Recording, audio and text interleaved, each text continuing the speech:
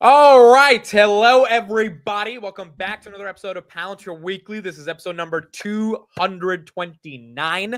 It has been 2 weeks since we've been able to do the show, but we are happy to be here. We've got Amir, Matt Money, I think should be joining in a bit, and Arnaldo, all the way back from Southeast Asia, has a little bit new a hairstyle here. Arnie, how you doing? My hairstyle is the evolution, the wild evolution of my hairstyle. He's letting I himself just go take a like Karp. Just let it go. See what happens. Natural sometimes is better. I just took a grab to get here. Tell them to get the stock price to go up, bro. Tell them. Dude, it's so funny. You are the typical embodiment of a Palantir investor who believed in Karp at 6, got filthy rich because of believing in Karp at 6, and now you get to just parade around Southeast Asia and have the time of your life. And that's the beginning. All right, so we have a lot of stuff to talk about. It's been 2 weeks. We got a bunch of deals that happened this week, a bunch of different announcements. Karp had some new interviews. We got a lot of international deals, so there's going to be a ton to dive into, and we will try to get into everything. But I think real quick, let's just start off with the stock, 131.78, $1.50 away from all-time highs.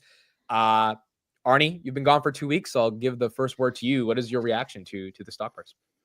What I really realized is that we are always so much inside this company that we tend to overthink, and sometimes the best is just to be aware of how things are and then be happy to be surprised, because these swings are so wild that if you really pay attention to, oh, now it's up for a reason or now it's down for a reason, you just get mad.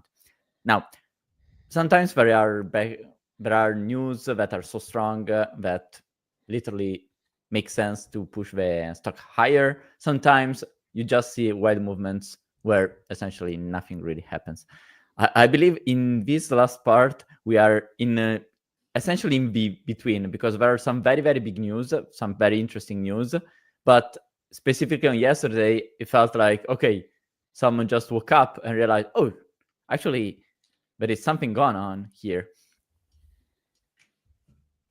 I agree. Amir, your thoughts on basically being at all-time highs for Palantir?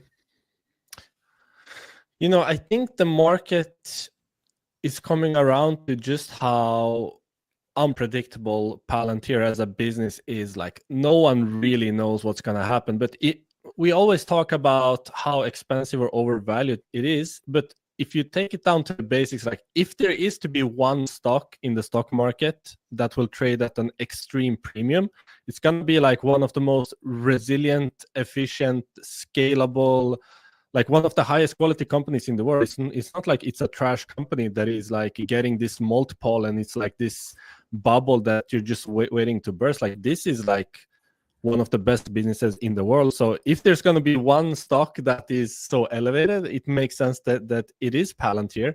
And we also talk about, of course, for us, we've always said that, yes, it is expensive. Yes, it is overvalued. But we don't really know, do we? Because we don't know what growth is going to look like. I mean, we're closing in soon on 30% growth just from existing customers. Like that could be the case this year. Like, even without getting any new clients, like 30% growth could be just from existing customers. So there's just so many unknowns, and it's just a very exciting time, especially with all the new government contracts, international expansion finally starting to get a foothold. I mean, there are no signs of slowing down. Like, if you review the contracts that they've been getting, like the remaining deal values, the remaining performance obligations, everything is just moving up without showing any signs of slowing. So what might seem very overvalued to us now could be completely wrong. Just like when Palantir was trading at 20, I was like, to me, it's probably fairly valued at 12, because that's just the level of understanding I had of the business. And then, these things move fast. So if there is a name to be excited about, it makes sense that it is Palantir.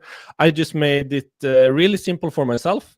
I'm never touching any of the Palantir shares I have, and I only buy when it is below fair value, which it was for a brief period a couple of weeks ago, like in the April crash. So I'm very happy I got to buy Palantir again, and doing pretty well. But yeah, as Arnie said, it's really difficult to try to speculate what's going on. But I mean, this company never has any negative like catalyst. It's just positive stuff happening all the time, like for over a year straight. So that's the hard lesson that we all learned. Never touch your Palantir shares because it can be very costly over time.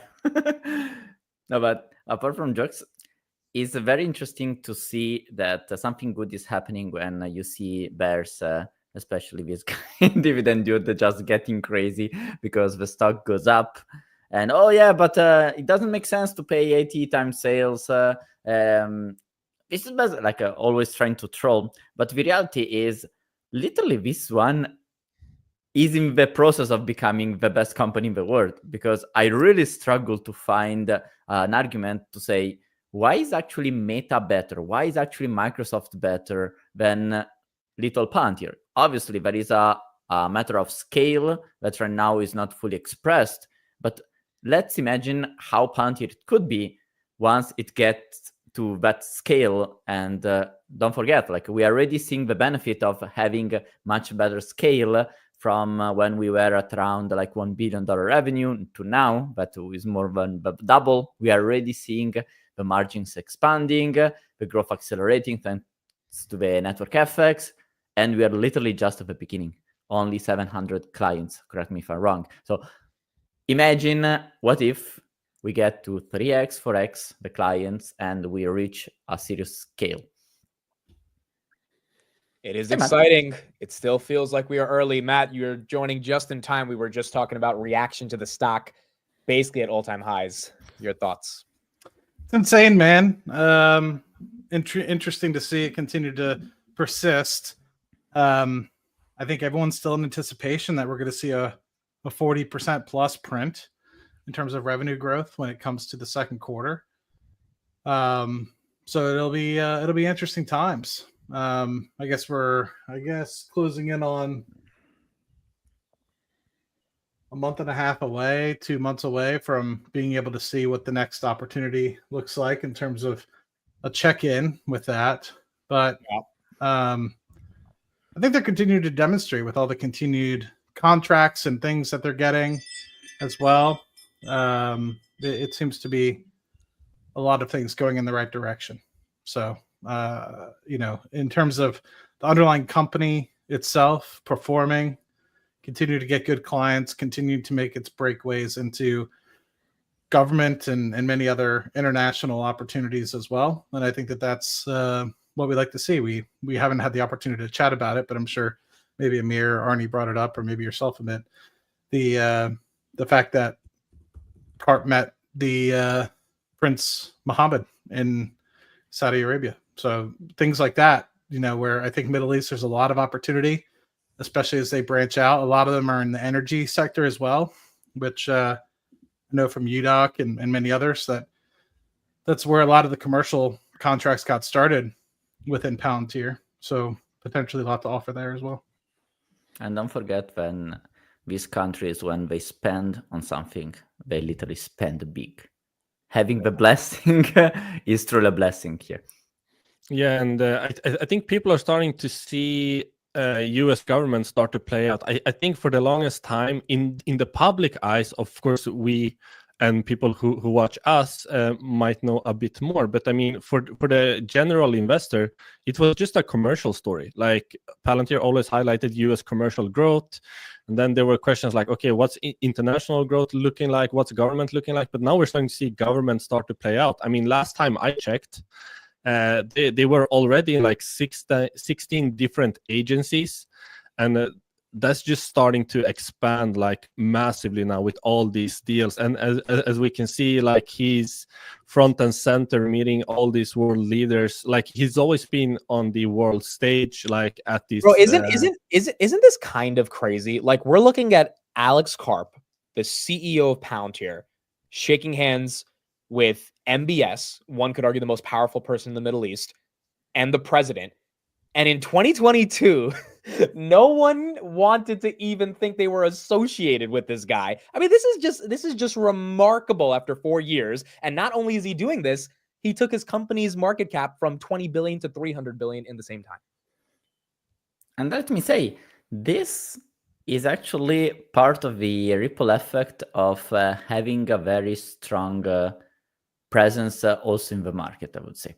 Like, imagine when the Palantir brand becomes so strong in the stock market, in like inside also the operations of many companies, inside the government, literally everybody wants to be close to you. But what happens once everybody wants to be close to you and you're actually in the position to actually deploy software at scale, at fast, to solve real problems? Like, you get the inbound, but you can also exploit that inbound to keep boosting your business. I think that's more or less also the game that Jensen is making. Like, now that is a much more public figure than it was 10 years ago. Everybody knows about him now. He knows that he has a social leverage.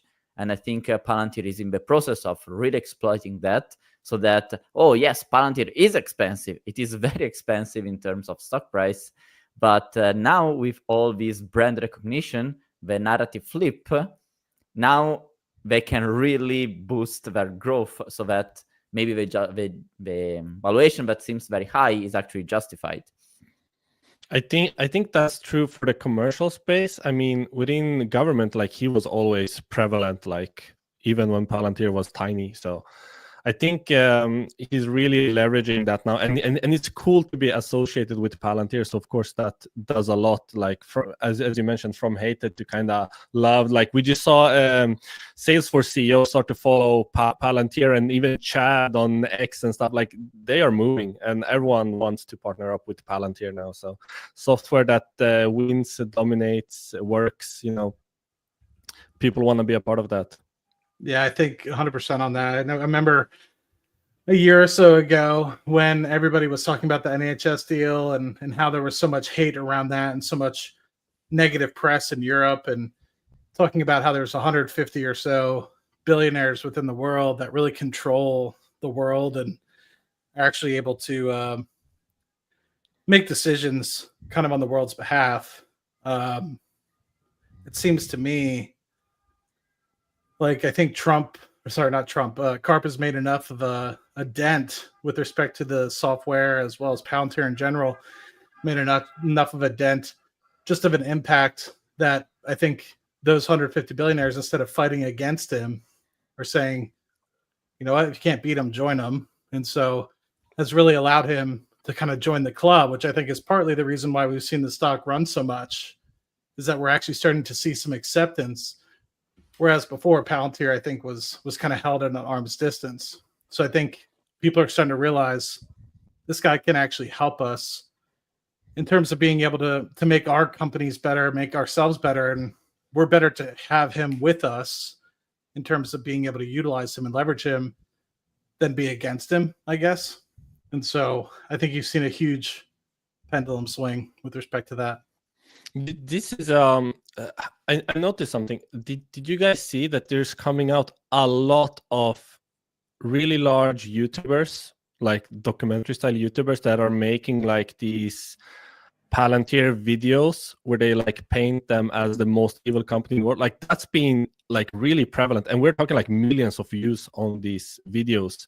I've been starting to notice that, like, more than one, like, people are doing that. Also in my comments on X and YouTube, like, there are a lot of negative comments and negative like sentiment around Palantir. I'm like, where did this come from? Like, out of nowhere. So of course we get the good of being noticed, but we also get the bad. Like, people are like really starting to notice, and you get the good and the bad. But it's like out of nowhere. Like, the past couple of months, people are really pumping out like this agenda against Palantir. And I mean, they are used to it. They've been like, people have been against Palantir from the very start. But it's just interesting to see how the sentiment just like shifts around in regards to Palantir.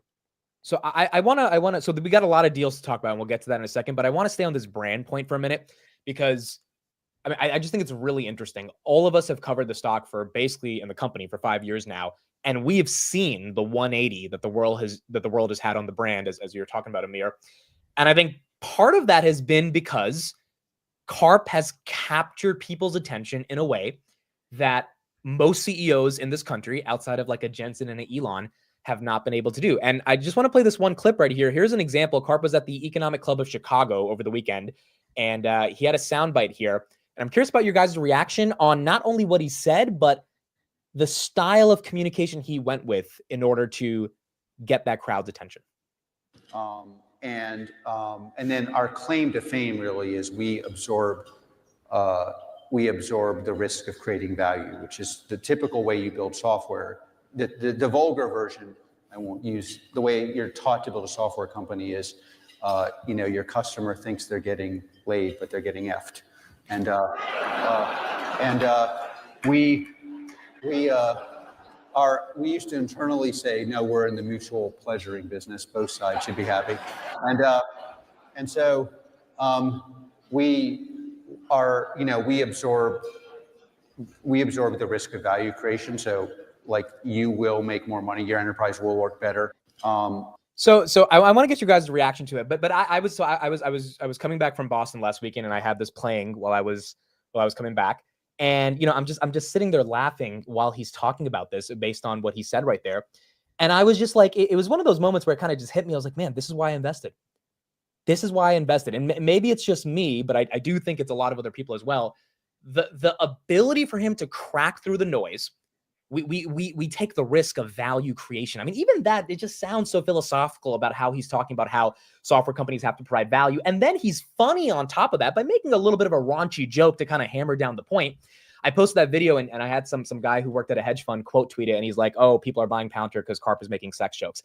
And I'm like, this is why most people miss the story at 6, 20, 30. It's like, if you interpret that as a sex joke, then sure. But if you interpret that as a way to get people's attention, to hammer down the point, obviously the crowd was laughing, so the joke landed, and then reinforce the argument with, hey, this is why people are paying us, then I think it's another reason for why people end up buying the stock and continue to believe in Karp as a leader. So Arnie, your reaction to Karp's communication style right there.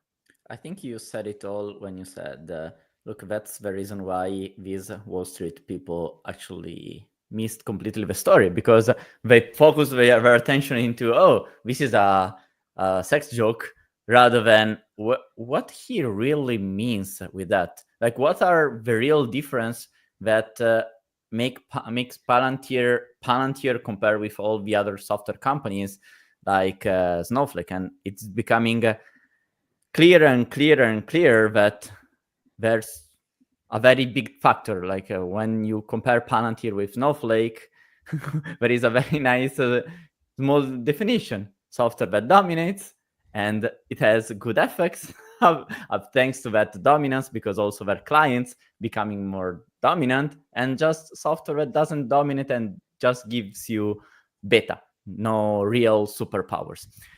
I think with those sentences, Karp really shapes the essence of the company. We are not here to F you, we are here to grow together. That's why we are always seeing announcements of partnerships, and the beauty of it is when we see these partnerships evolving into new projects, into deeper relationships, maybe expanding what the client does to all the Palantir clients. This is what it really means to create a network together in order to win together, not just be like everybody else. So obviously, the fact that he shared this point with a joke makes it more like nicer to hear. Charismatic, more charismatic. Yeah. But when I heard of that, I had the impression, oh, all these people laughing. 2 years ago, 3 years ago, these people would have not laughed. Not at all. Like, because now, when imagine Steve Jobs, this kind of people talk, like Elon Musk, now when he talks, everybody listens so careful, and since he's a positive brand overall, people are there to listen and react, and they're not shy to react. like 2-3 years ago, imagine having a laugh when Palantir brand was very shady and not really appreciated. You would have looked like the weirdo. But now people feel to express their admiration. Yeah. Yeah, Karp is the cool kid in town. He has the hottest company. He's growing, and he can afford to make jokes like that. That actually gets people to care about what he's saying. Amir, your reaction to kind of Karp's communication style and Palantir's brand overall? It is really unique, and over the years we have started to notice things like when Karp is triggered, he will start to readjust. Like his whole cadence is so unique that you can really tell like kind of how it's going for Palantir.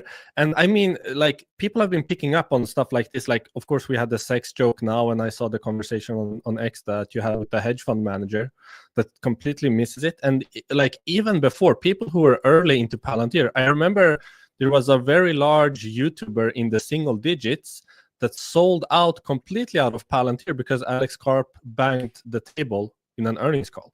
Like, that was just unacceptable to him. I'm like, what are you doing? Like, imagine he kept on to those shares today, So like, I don't understand people getting triggered over gestures or a communication style. Like, he's a unique individual. I mean, and what he was saying, the actual context or content of his words, it really reminded me. Do you guys remember there was a conference similar? Like, he was up on stage, and then there was this Korean guy that asked him a question. Basically, okay, my company is looking into various software, and Palantir came up into the conversation. Why should we get Palantir? And he basically said the same, like, okay, yeah, we're going to cost a lot of money, and we're going to make you a lot of money. So some people were like, that's like, there was outrage on X, like, that's not how you sell software. Like, you can't just tell him, like, no, don't buy us, like, it's expensive. But yeah, like, Karp was right all along. As long as you unlock value, as long as you create more profit, people will be paying a lot. Like, you will pay 30 million if you can make 100 million. Like, it just makes sense. And that's also why Palantir is so exciting, because the scalability is essentially endless. Because as long as they can keep unlocking value and make your business more efficient, you would be willing to pay more and more. Like, there's no like, it sounds too much for a license to pay over 100K, whatever. No, like, if you're gonna make substantial amounts of money, you'd be willing to pay for that as well. So yeah, I mean, Karp, very, very unique, and it's nothing new that people misunderstand him or miss out due to focusing on the completely wrong things. So yeah, it just reminded me of that previous Korean asking him on stage, and the outrage that came from that as well. Matt, your thoughts on Karp's communication? I'm going to start with a quote by Jeff Bezos, and I'm going to get it wrong, but basically he was like, the amount of time, or basically the lack of need to try to convince people that you're right, is useless. And what he kind of means by that is no matter what, if you're doing the right thing, generally it's going to come off initially as crazy.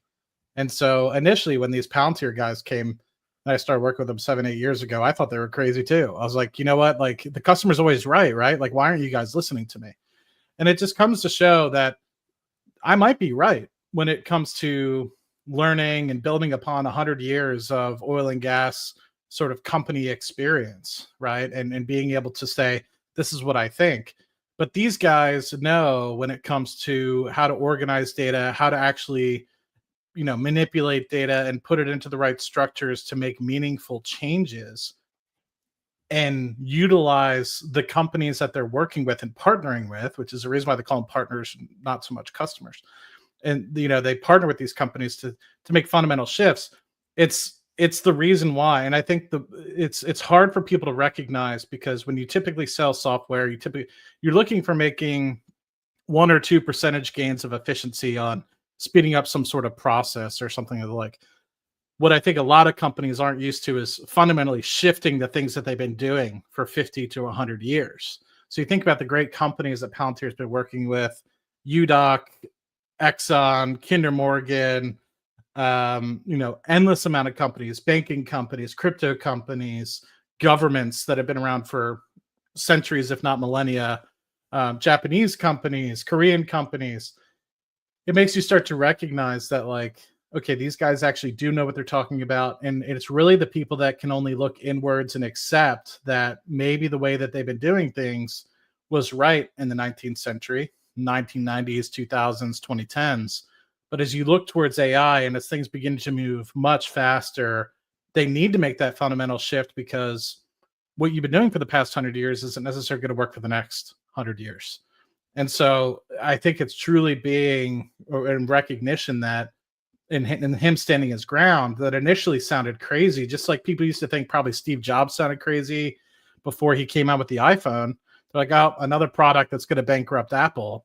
And here we are, you know, holding Jobs in high esteem, holding Karp in high esteem, holding all these people that have really persevered and actually showed us the value of what they're doing and made us truly believe, and not just said, yes, sir, you're right, the customer is always right, whatever you need, right? It's more along the lines of saying, look, we're going into a new revolution. You guys need to organize your data differently, and this is how you do it.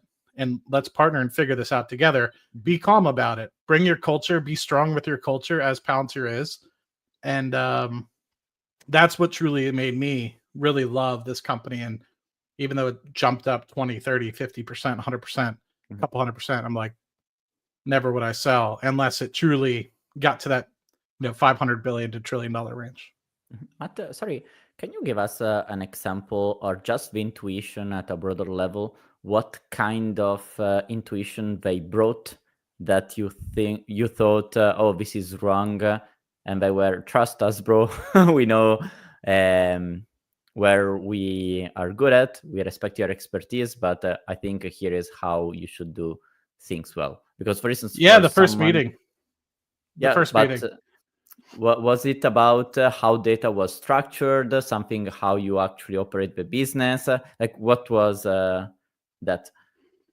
They said, bring your laptops to this meeting, and I was expecting they were going to show us some like great presentation, and they were like, no, we're just going to sit around a table for 3 hours, and here's an example of data, and here's an example of some of the bare bones pieces of kit. What would you do?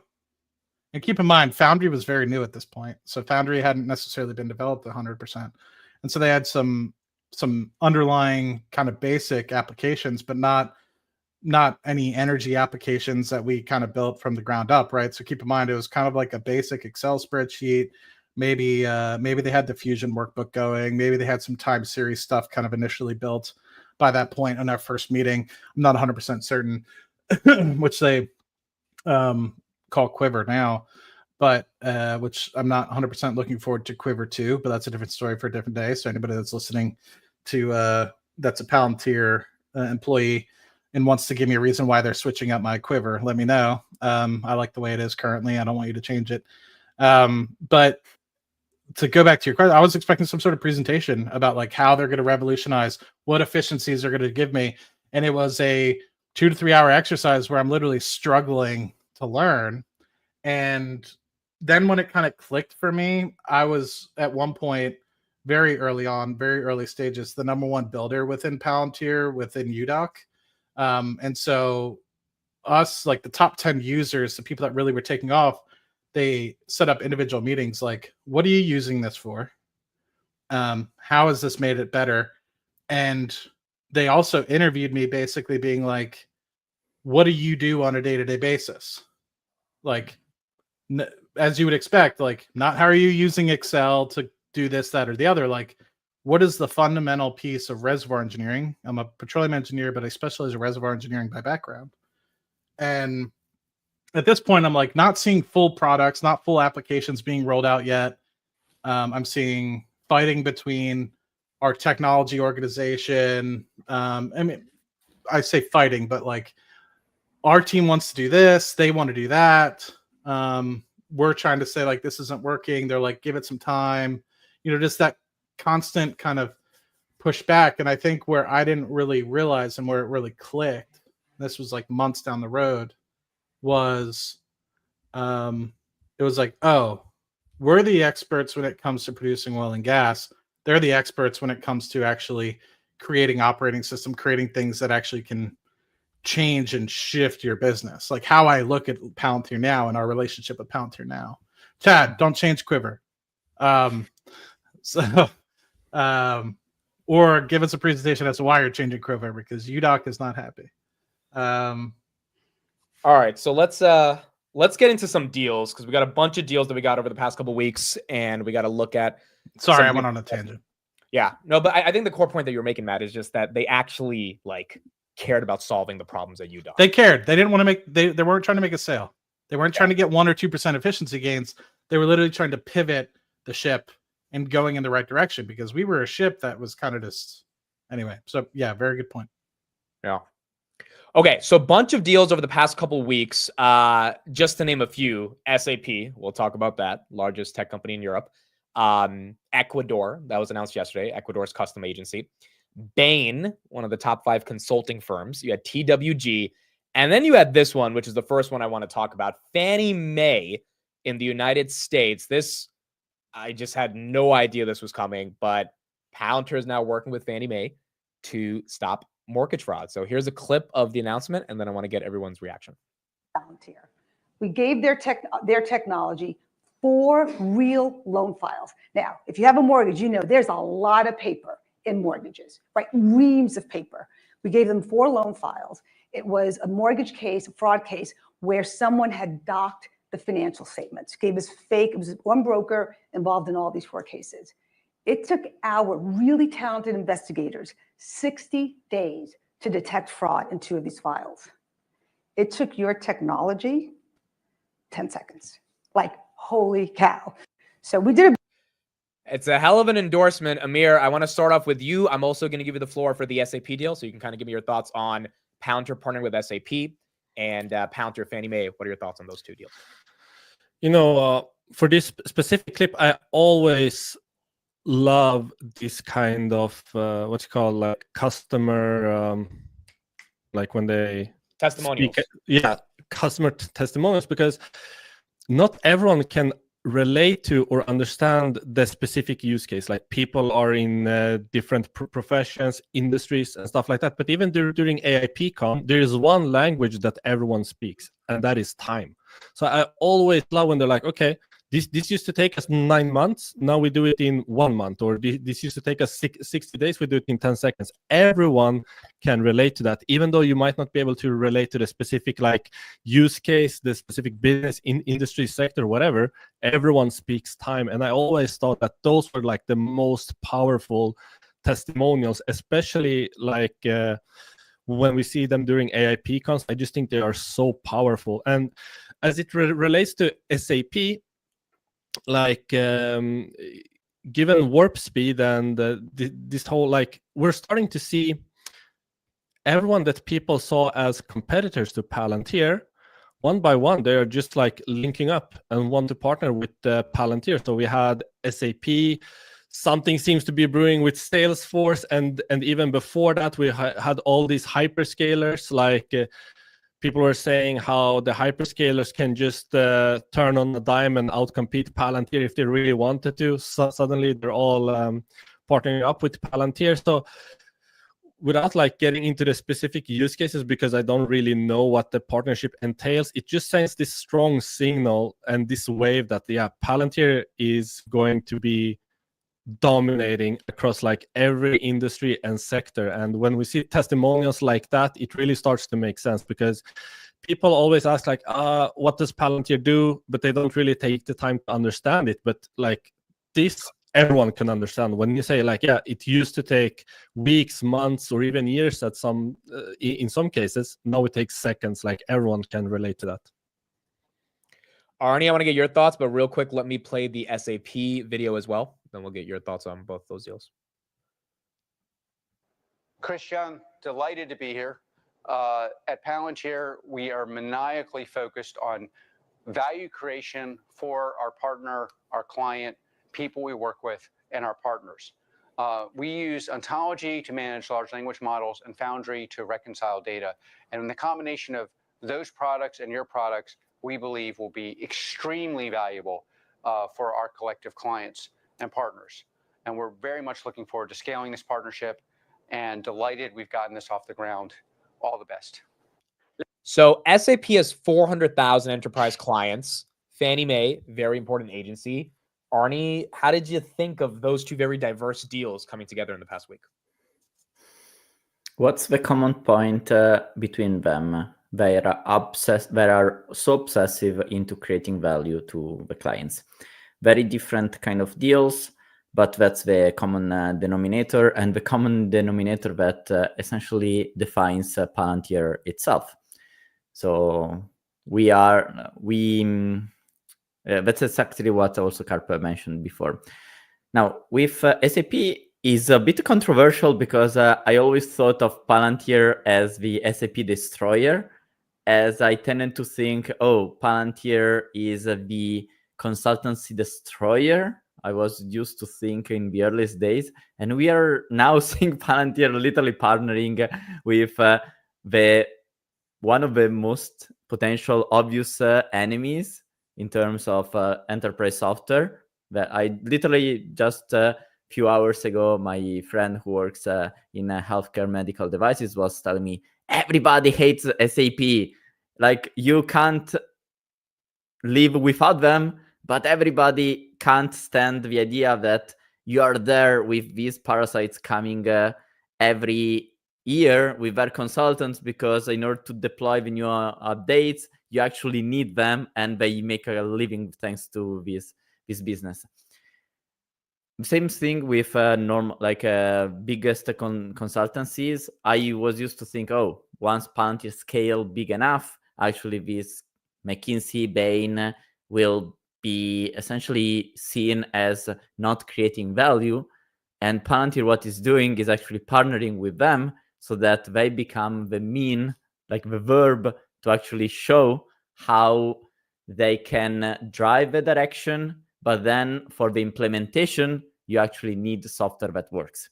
So can I just for SAP, like, isn't this a sign that they are actually killing SAP essentially? Because imagine, like, SAP is hyper focused into doing one thing, right?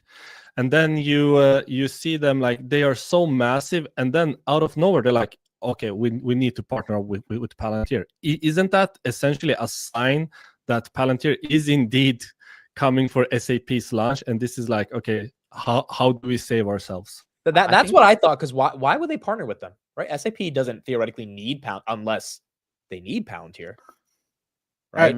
I think the current problem that you have with SAP is that it's been ingrained in so many organizations at this moment that it powers a lot of, which I think unfortunately is the case, business intelligent analytic tools. Like, I know for a fact that at least in UDoc, which I know a lot of companies do this, our SAP inputs feed directly into Power BI dashboards that have been developed over the past 5 to 10 years. And so to immediately pivot to a Palantir solution is going to take time, and as well as, disrupt what we currently already have. And SAP took forever to kind of get implemented. But what I will say is that 5-10 years ago, before we integrate this new solution that we're kind of been using within UDoc, utilizing SAP within UDoc was a complete nightmare. And a lot of our business on a quarterly basis gets utilized through SAP and then rolled up at the corporate level to kind of build in our business plans into SEC documents and everything the like. Palantir partnered very easily with SAP and within UDoc, or at least maybe not partnered within UDoc itself, but basically looked at what our process was to upload things into SAP and created applications that would spit out in a click of a button basically everything that you need in the order that you need into SAP template for upload. Before that, before we had that implementation, the one-click Palantir solution to put it into the SAP format, the amount of nightmarish like time consumption, things that I would hear from our frontline employees was just, it takes hours to load SAP and this. And believe it or not, the thing that I see most problematic within our SAP loading now, that people are like, oh, I didn't know that data was there. Oh, that's spurious or not real data. I didn't think that would be in there. all of that I continue to see throughout, because literally my job is to pretty much get everything prepared for the corporate roll up. I don't want to get too much into it, but basically I just look at the portfolio of everything and kind of and I'm like, what is this data point? What is that data point? That looks weird. They're like, oh, all those weird data points are because they're not utilizing some sort of Palantir system to upload to SAP that then loads up into our system. It's those pressure points and everything that we're seeing being rolled up is perfectly fine. It's only the times where people have to manually upload. So I just think it's very interesting now that you're starting to see them partner much more so.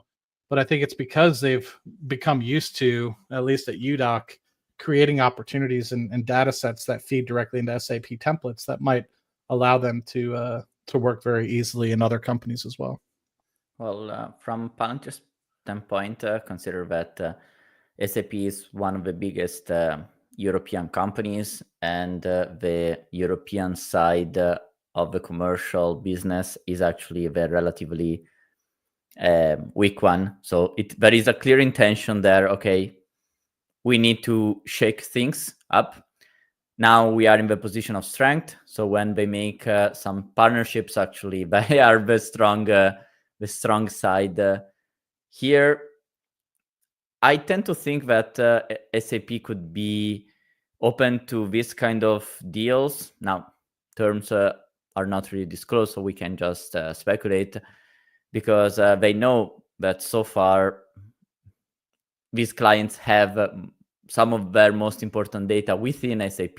The problem is true value is not when you just have the data, is when you operationalize this data to actually get meaningful insights. And they're seeing essentially an unmatched value that they can't really compete with. So this could be driven a little bit by fear, but the fact that now Palantir's brand is actually very strong, even these companies that could be seen as enemies need to get a little bit closer. Yep. I would agree. And Amir, your perspective on this whole SAP thing is kind of the go-to-market that Palantir is deploying. Or let me ask a better question. In Europe, do you think this could lead to better growth now that they're working with SAP? I didn't actually consider that standpoint until Arnie just said it, actually, but it does make sense. Like, I just viewed it from like, okay, we know that Warp Speed launched. It's essentially a direct competitor or threat rather to SAP. So I was just viewing it from that angle and trying to understand, okay, why would they be doing this? And as we mentioned, it's not only SAP, it's Databricks, it is like everyone that was this Palantir killer. But as Arnie just mentioned, it actually makes a lot of sense. As we all know, international commercial has been stagnant for years. Like, nothing is happening there. Palantir pulled out their employees from Europe. He publicly said, yeah, I'm not gonna spend my time here. Like, you want to be a part of this. But now actually that way to view it actually starts to make sense. Like, okay, how do you like unlock all of these like European clients essentially? Like, SAP is pretty much everywhere, as we just talked about. So that is a perfect way. And when clients suddenly like, oh my God, we're starting to get some value out of this software. Like, where did that come from? Oh, okay, they're partnering with Palantir now. So we don't know the details. We don't know the the impact that this will have, but it does send a kind of a signal that they are actually starting to be more active in Europe. So yeah, we'll have to wait and see if there's something else, but sentiment is definitely shifting, and I think they're starting to realize that both Europeans and European companies are stagnating, and Palantir's revenue in the region is also stagnant. So match made in heaven, huh? Mm-hmm. Okay, so now these weeks we have seen so many partnerships announcements here and there. Is there something among them that really triggered you? Maybe not for the size, but for the consequential impact that makes you excited? Easily oh, sorry. Who was that? Oh, go ahead, Amir.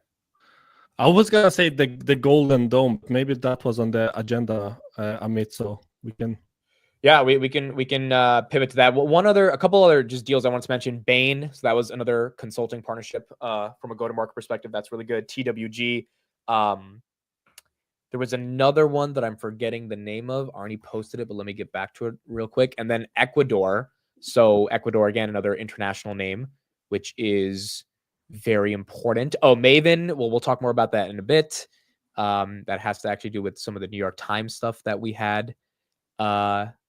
With the New York Times article that we had this morning. And there's another partner. Oh, this was Divergent. Yes, Divergent. So this was for Warp Speed, on-demand advanced manufacturing. It's just there's so many deals that have happened in the past 2 weeks, and it really does feel like that 40% growth quarter is on the way. So this kind of leads us into Golden Dome. We didn't get any official announcement that Palantir is working on Golden Dome.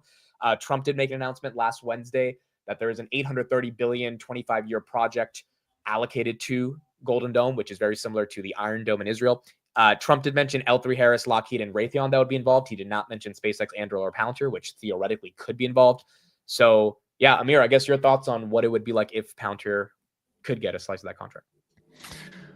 I mean, we are like the numbers thrown around, like everything is a bit ambiguous, and we also don't know like the scale. Like there was talk about Canada really wants to be a part of this, but they will have to pay up or link up, basically like SAP with Palantir.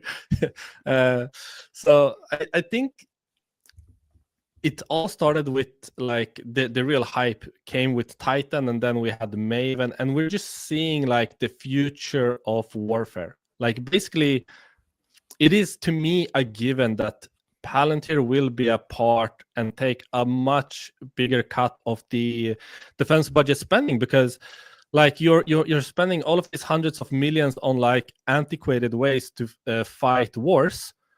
Like we're seeing that's not the future anymore. Like drone warfare, of course, will benefit Anduril, but you also need the software part, and Palantir is proving themselves like globally in various conflicts and missions and stuff like that. Like it's mission proven. That's the whole point.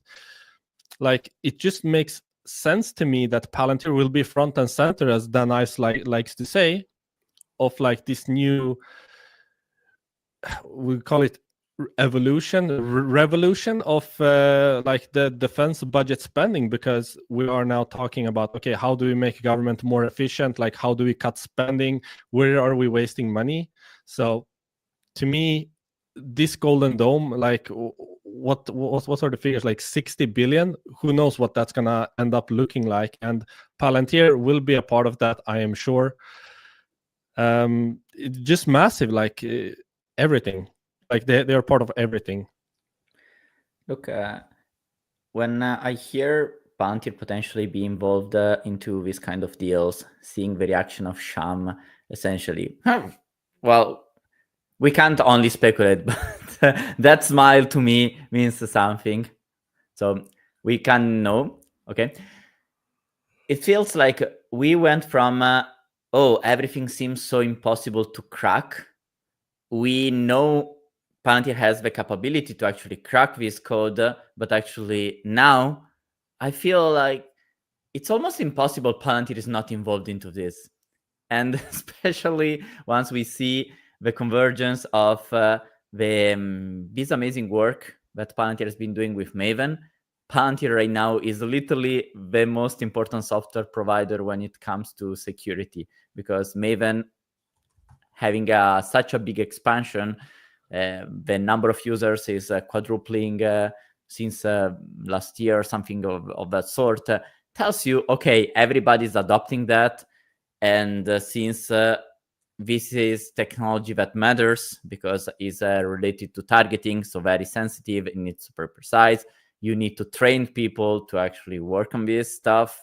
This is essentially a perpetual contract in my mind.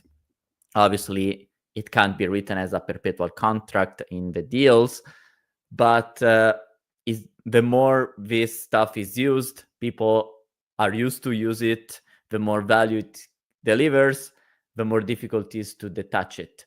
And what are the alternatives that the US government has to build such an important thing like the Golden Dome, if not Palantir, Anduril, and these emerging defense stars?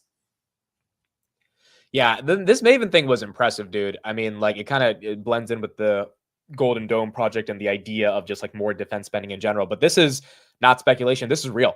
$795 million extension. We originally got $480 million last May. So it's a 5-year deal for about $1.275 billion. It's the first $1 billion contract Palantir has gotten in its entirety. It's real. I mean, like, this is real money that Palantir's getting. Now, granted, the stock is priced for extreme growth, so it's like we kind of need to get these deals. But the fact that we are landing them, getting them, and in the next 5 years, they're probably going to give Palantir another extension because this is going to continue, and it's going to be hard to replicate it, as Arnie said. It makes you wonder how big can the government business truly become, which kind of transitions us into the next topic right here. There was a New York Times pseudo hit piece that was released today, and it came out in the morning. Stock was a bit down when the hit piece came out.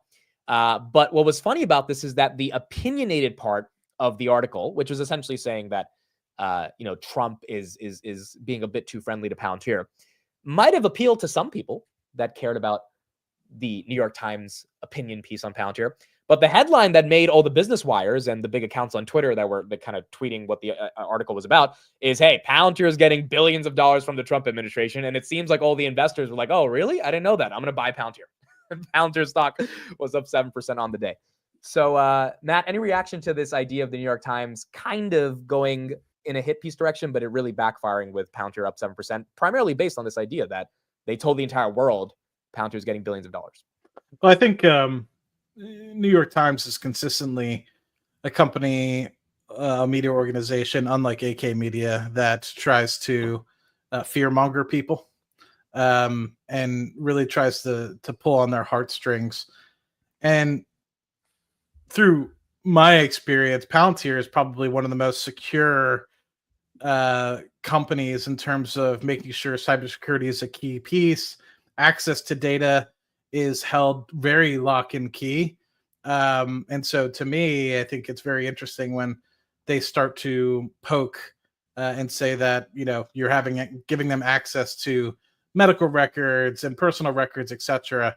I mean, anyway, I just think that's yes, you are, but to think that it's going to be widely distributed amongst like people that shouldn't have it, I think is very interesting.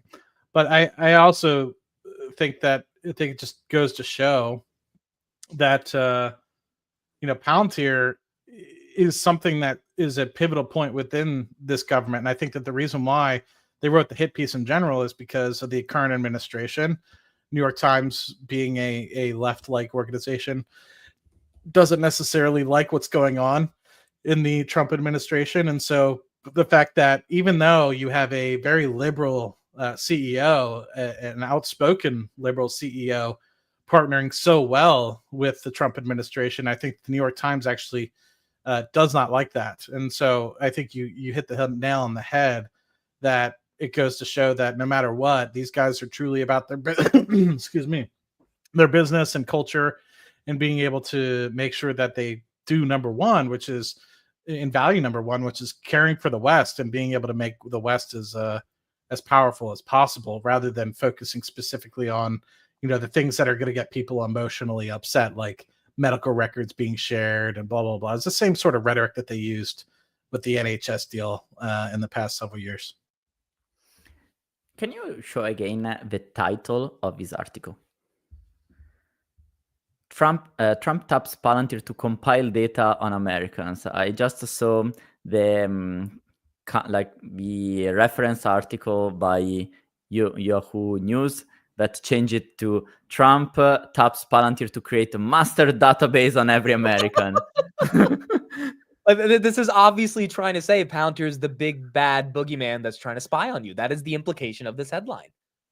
And look, if you are an investor, a potential investor, and you read the sentences of, Trump is essentially pushing towards creating an ontology that goes across systems from all the agencies, it's like, wait a second, that's exactly the Palantir thesis. We are the operating system of the modern government, the modern enterprise. So if you go through the article with the investor mindset, that's actually a very strong confirmation. Now, I don't really I couldn't read the article, so I'm more a bit speculative here. But while I was coming back, I saw a tweet. There was a reference of Elon Musk Doge essentially promoting Palantir. Have you seen some comments in that line referred to that article? No, I can try to find it. Okay. So what I read, and again, I'm speculating because I couldn't read the original source, was saying that essentially Palantir is getting more and more involved in the government thanks to the push from Elon Musk, thanks to Doge. But apart from that, I think the reaction that we got, essentially in the last hours, we went from being almost flat to boom, plus 8%, could be due to this article, yes, but for a very simple and true reasoning. If you go on Palantir's investor relation website, there is no reference to this Maven expansion yet. There is no official press release, which means that outside our little bubble of Palantir obsessive maniacs, essentially nobody knew about this Maven yet. Which is your point about the New York Times, and that's why I think the stock pumped, because we knew that Palantir got the Maven contract, but most general people didn't know. And the New York Times still has a massive audience, and so when they say, "Hey, Palantir's getting $1 billion worth of deals," some people might be like, "Oh my God, that's scary, Palantir." Other people might be like, "Maybe I need to buy some Palantir." Wait a second, hold on, you know. In hindsight, now that I see the lack of an official press release yet from Palantir and the fact that it didn't really had too much coverage on the media, made me think, oh, actually, that was a good trade. Right. Amir, your reaction to this New York Times headline today? Yeah, I think you guys might be correct on the opening of the eyes to the general public to wait, Palantir is doing what? And then spreading throughout. But I always think that this angle is so interesting because it's been around forever. Do you guys remember when Ross Gerber said Palantir makes Facebook look like Girl Scouts?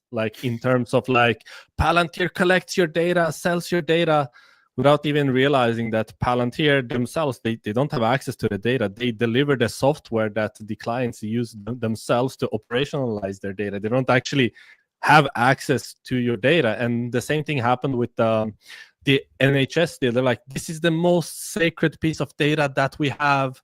We can't give this data to an American company. And then you read weeks later, yeah, we shortened the queues by weeks. So many more hospital beds are available, all this positive stuff. And no one cares. They're just stuck on the American company, my data. I think this phase 2 will pass. Just like the sentiment has shifted around so many times for Palantir, I think it's only a matter of time when the outcomes actually weigh a lot heavier than these small hit piece titles about the big bad Palantir gets your data. Well, because it's not even true. So I mean, it's not substantiated into anything. But as in terms to the pop, it could very well be, as you guys speculated, that people are like, oh my God, Palantir is actually entering everywhere. So it's an interesting day to be sure. It was just hilarious because the headline came out this morning and stock was down, and then after about 20 minutes, everyone was like, wait a second, this might not be the worst thing in the world. Matt, any reaction to this headline? I mean, it's a typical New York Times headline, but I think it's very interesting. I mean, I see people that move teams within UDoc and have to contact Palantir to give them the right access to the new data and get rid of the old access to the old data.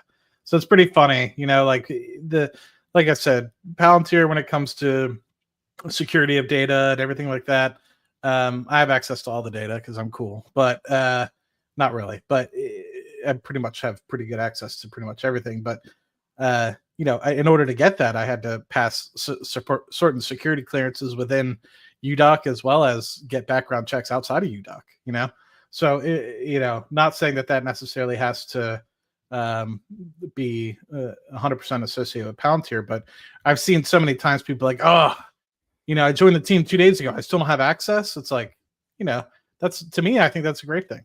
And I see that all the time about people like, can't we just have a general account that we can log into? It's like, no, you can't. You need to have the data tied to your account, your email, so that way that things are ensured to be and logged to be in the right place at the right time.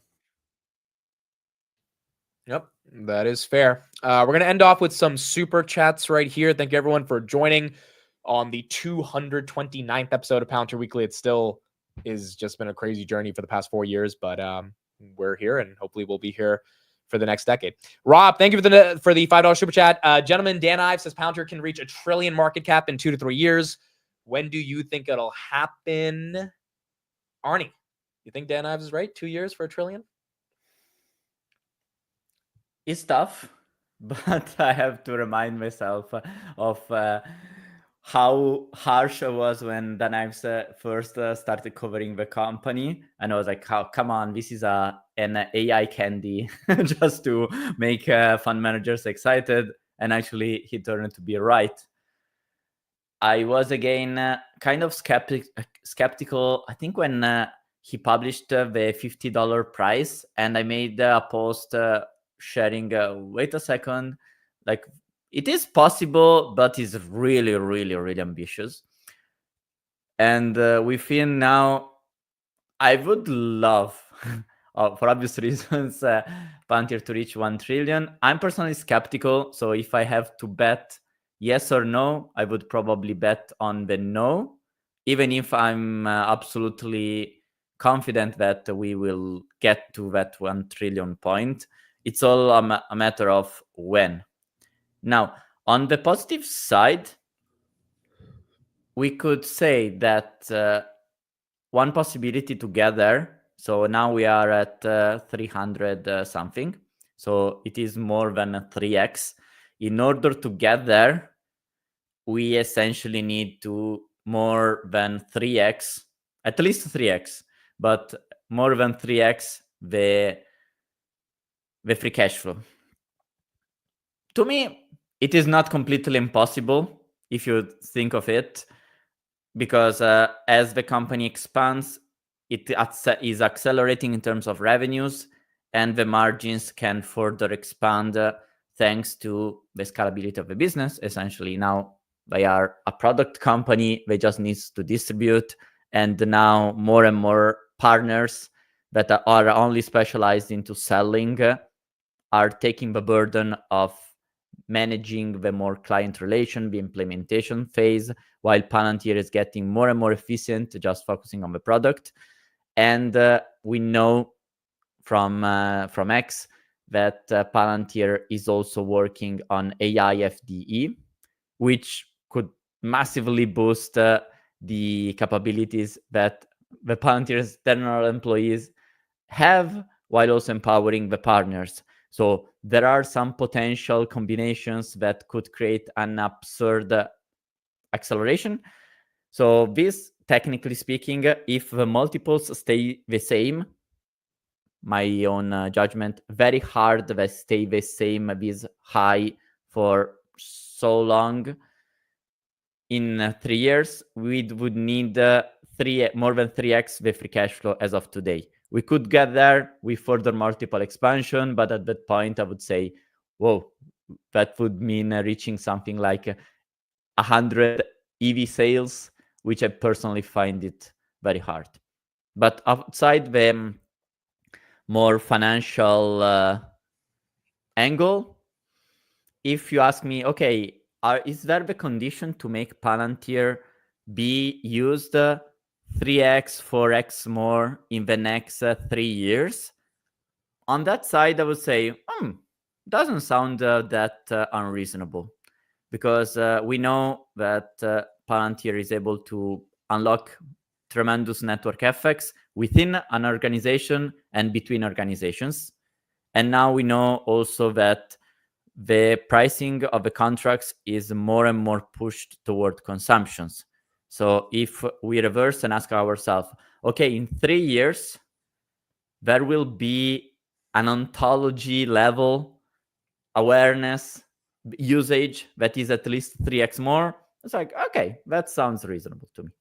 So My personal expectation is no, even if I would love it, but I still consider it a concrete possibility if all the stars really, really align.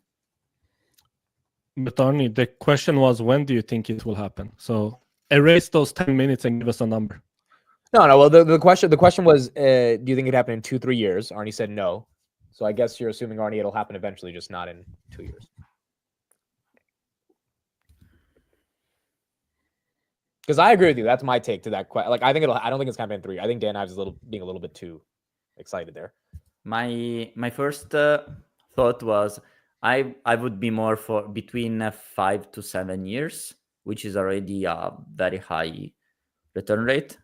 Now I want to check on Excel essentially what kind of rate we should have to justify that 5 years. Okay, well, while you're doing that, Amir, do you think in 3 years you can get there?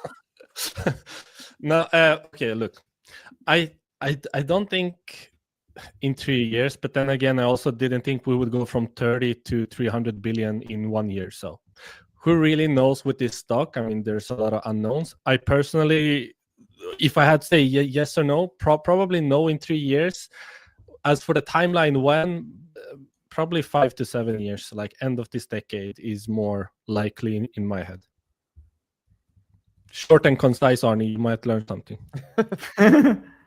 Matt, your thoughts on Palantir to $1 trillion when?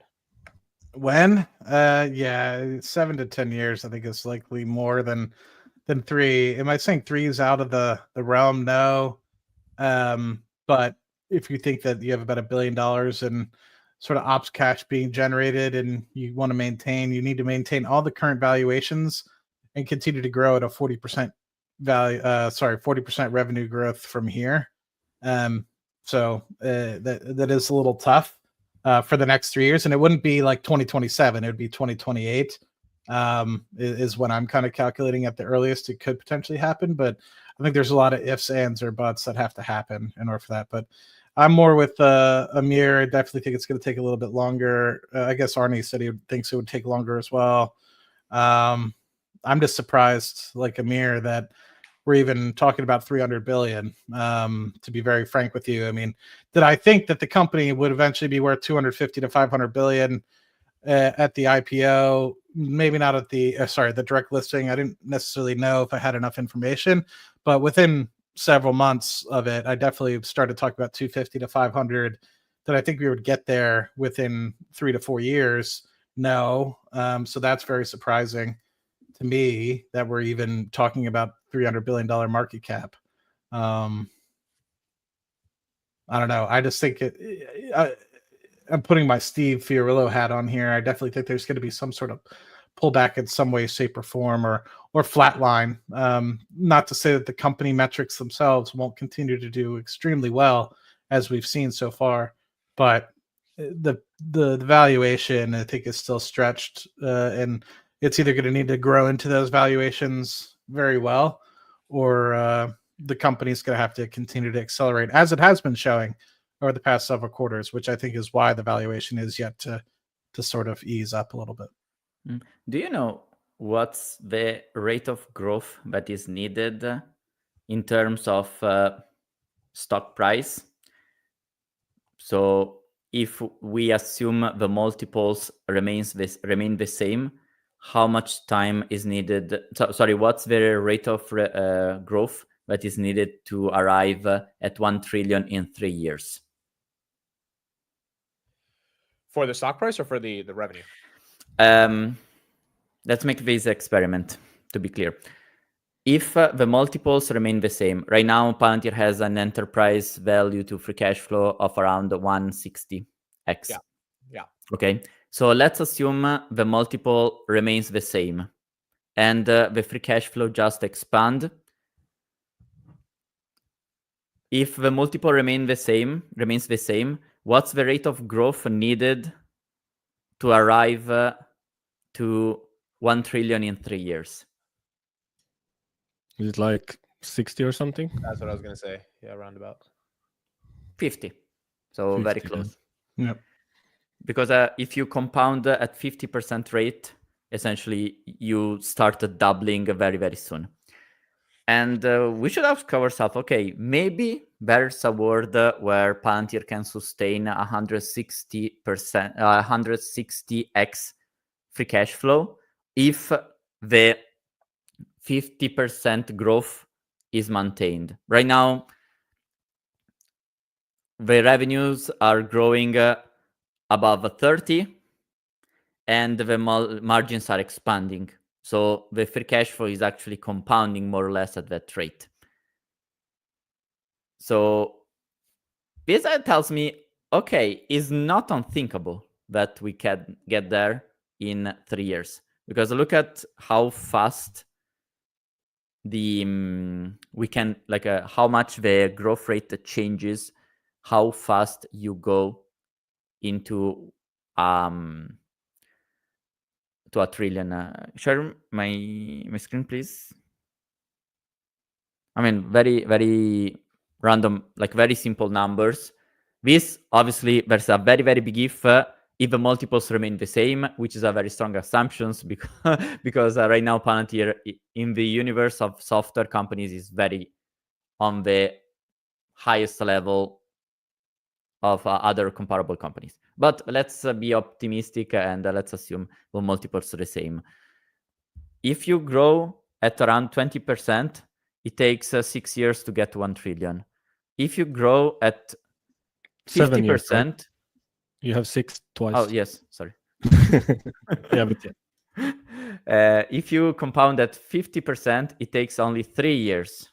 So if we assume 30%, it would take 5 years. From the market cap. So if the multiples remain the same and the free cash flow just grows 30% for 5 years, it would take 5 years to get to 1 trillion. That's the intuition. If we keep seeing the free cash flow growing at more than 50%, thanks to the revenue growth combined with margin expansion, which I personally believe we still have much upside. When right now we are in the 40-45% zone, I think that could be pushed to 60 or even higher. There is enough space for the free cash flow to expand more than 30-50%. So yeah, ambitious, not unreasonable. Yeah, and also in order to even keep the multiple and make this like, so you might say, okay, if it grows at 20%, it will take 7 years. But if they only grow at 20%, there's no way they're going to keep the multiple. So it's going to be a lot longer than that. So the realistic scenario is, yeah, if you compound at 50%, you might be able to make the argument for like maintaining the multiple. So that's like the base case, like to consider. Like less than that, I think it's really difficult to keep the multiple. Like ideally, it would be even more than 50%. Dude, Really? the Bears, if we get to 1 trillion in 3 years, like Imagine the dividend dude posts on X every day. Dividend dude, all these. I don't know. Hoping for that to happen. Like all of this free engagement for this effortless posting. Like, I mean, to get a sense how this engagement works against Palantir, think that this guy has already more following than I have. Like he criticizing Palantir as the core thing has made more success on X in terms of following than us being right. Imagine, imagine that you build your whole like career out of PE is expensive for one specific company, and you just post that like every day for months on end, and then you become bigger than Arnie. Like, what the hell? What kind of world are we living in? Yeah, but also it's about respect too. I mean, I think, you know, if you build your account of just saying Palantir is expensive, there's lack of respect. I mean, it's just useless engagement. Whereas Arnie has, you know, helped a lot of people get rich. Yeah, look at those good looks. And he's very good looking as well. You know what's interesting also about this $1 trillion question is there are some people right now who, for the life of them, cannot understand 300 billion. And we've all tried to understand it and justify it in different ways. A lot of us did not think it would happen this quick. But one way, and I brought this up 2 weeks ago, I'm going to bring it up again. These are the top 10 stocks that were traded in the options market today. Palantir was number freaking 3 behind NVIDIA, $3.5 trillion company, Tesla, $1.2 trillion company. So when it comes to just people buying the stock, forget the fundamentals or the narrative or the story, just buying it to be able to sell calls against it, sell puts against it, whatever they're doing, put credit spreads, all these fancy different financial instruments in the derivatives market, Palantir is becoming one of the names that people want to use to gain leverage on. And as a result, that could theoretically also just support the stock price because you have so many buyers that are buying it for the pure sake of owning it with options, which is not the best reason for why, it could keep staying higher, but it is a reason that I think we have to acknowledge as well. And it goes back to its brand, right? Because people know what Palantir is now. And that's why they want to trade options on it as well. Sorry, were those dollar amount or No, those were contracts, the actual contracts themselves. So today alone, May 31st or May 30th, Palantir traded 2.08 million contracts, 1.3 calls, 763,000 puts. And the price of NVIDIA right now is 135. Yeah. Same as Palantir, pretty much they're comparable. No, because I was thinking, okay, this is the dollar volume, but since each contract has a different price, which is driven by the stock price, are these numbers really comparable? But NVIDIA and Palantir have a price that is relatively similar, which means the dollar amount of these options actually is comparable, which is already insane. Yeah. Even if the options themselves are priced differently, the fact that if you buy 100 shares of NVIDIA to sell a call against, you're spending 13,500. You're spending 13,000 for Palantir if you buy 100 shares of 130. So it's relatively the same as well. Dieter, thank you for the $50 super chat. Palantir will be vindicated. Thank you, Dieter, for that. Really appreciate it. When I see Arnaldo, Amir, and Matt in person, I will get them a beer with this $50 super chat. And we'll end it off with this. Nicholas, thank you for the $10. What did you think of Dario, the CEO of Anthropic, saying that AI could wipe out half of all entry-level white-collar jobs? So he was the first AI CEO over the past couple of days to kind of sound the alarm and say, hey, guys, you might need to tax AI companies. A lot of these white-collar jobs are going to be unemployed over the next 5 years. And he said it might start next year. Amir, any thoughts on a big, large language model CEO saying that we should be a little afraid of AI? Yeah, but at the same time, you have Jensen saying the opposite.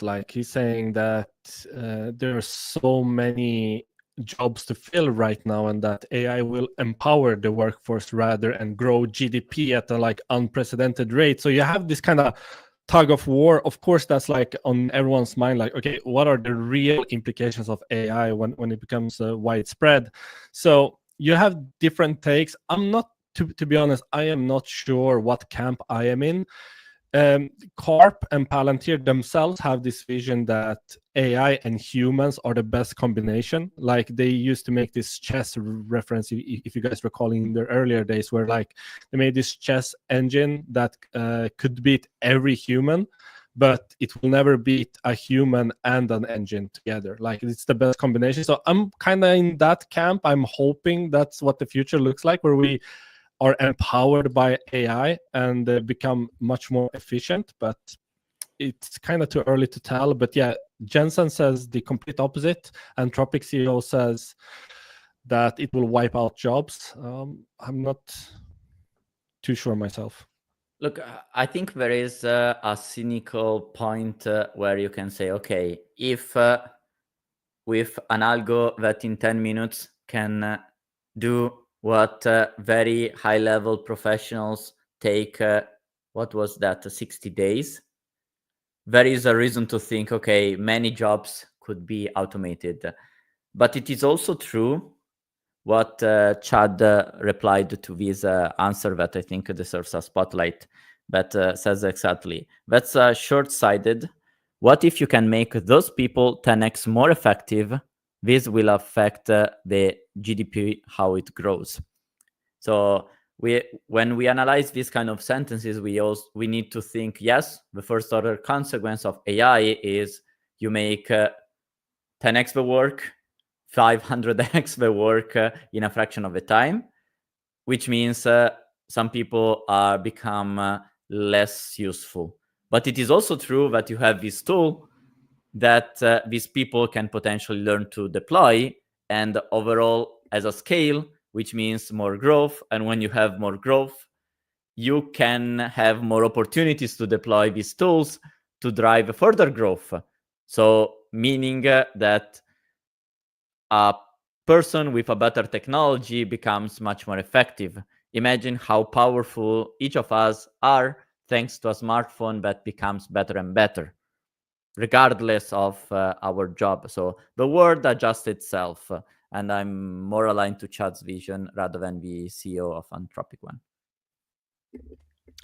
Matt, your final thoughts on if AI is going to take away all our jobs? I think a lot of people thought the initiation of the computer would probably sacrifice a lot of jobs as well, and maybe even the use of a calculator would sacrifice a lot of jobs. I don't know. I don't have an answer for you. I think I agree with Amir. You know, is this going to be something that, as Chad has kind of showed, it's not necessarily, at least in the chat when Chad was talking, it's not necessarily about eliminating jobs. It's more about allowing your employees or the people that work for you to be more efficient. And I would say, you know, I think a lot of people would have said the same thing about the computer 50, 60 years ago. Oh, having a PC would get rid of people's jobs. But in fact, majority of people utilize the PCs to make their jobs more efficient on a day-to-day basis. So I think it really just depends on how and what lens you look at it. And I think it's still slightly too early to tell. If you think about it from my perspective, you know, if I'm able to have autonomous cars and robots, etc., that might allow me to work longer hours instead of having to say, go to the grocery store and pick up this, that, or the other, or cook at home, or do my own laundry, right? Instead of doing those things, which are going to be able to take up hours of my time, I could use it to work more and actually generate, pivotal gains, whether that's getting more oil and gas out of the ground, or, looking at more real estate to potentially buy, or investing more in the markets, which generates economic value itself, So I think it all is just a head scratch as to what particularly it will eventually be utilized for. And I think that people are always going to lean towards their most dramatic thing. And I think that it'll be somewhere in the middle between actually being something that, is used for efficiency. And I think some of it might actually be used for losing frontline employees, but I think it's just too early to tell. Well, just to finalize what Chad shared, he also wrote, since it's difficult to find in the comments, think of AI as infinite labor, and your people are now the manager of a team of AI agents, and get 10x, 100x more done. Don't be limited to trying to eliminate people. Yeah, and Palantir has never been in the business of replacing people. There was a partnership they did with Stellantis a couple years ago, and Karp specifically, when that PR was announced, talked about how they want Foundry to become as Chad was saying, force multiplier for the people in the factories, not something that replaces the people in the factories. I mean, like even the structure of society, Karp has talked about so many times, like people need a purpose, and usually that purpose comes from a job, right? Something that they're doing throughout the entire day. So it's not a good idea at all for people to not have work. Obviously, there is going to be some technology that will replace people, because it's just not going to be economically efficient to have more humans if AI can do it. But I think Palantir is going to be a piece of software that actually tries to make humans more productive versus replace them. And as a result, that's going to be important. That's the entire DNA with which the company has been built. Not to use just AI, but literally have the human plus the computer. Like Sham did an entire presentation on these like 15 years ago or so. Yep, agreed. All right, folks, that is it for us. It's been 2 weeks. It is good to be back on Palantir Weekly. Thank you to the 1,000 people that are with us on a Friday night, Saturday morning early, or maybe Saturday very early if you are in Europe like Amir. But we appreciate everyone being here. It's been an incredible journey. Palantir basically back to all-time highs, and we will be here every single week analyzing it and continuing to see what's going on with Palantir. The SCSP event is next week in DC on Monday, so I will be there as well, and I'll get some coverage on what's going on with Palantir. They're a big sponsor of the event. And yeah, we will keep covering Palantir. Yep. Please follow everybody in here. Arnie, Amir, myself, and AK Media doesn't need any more followers. Yeah, everyone's Twitters and YouTubes in the description. Thank you, everybody. Have a great weekend. We will be back next Friday, and we'll see you next time on Palantir Weekly. Good seeing you Thank all. you, Have a good everyone. nap, Amir and Arnie. Thank Yep. you. Thank Good you, everyone. night. All right, everyone. Have a good one.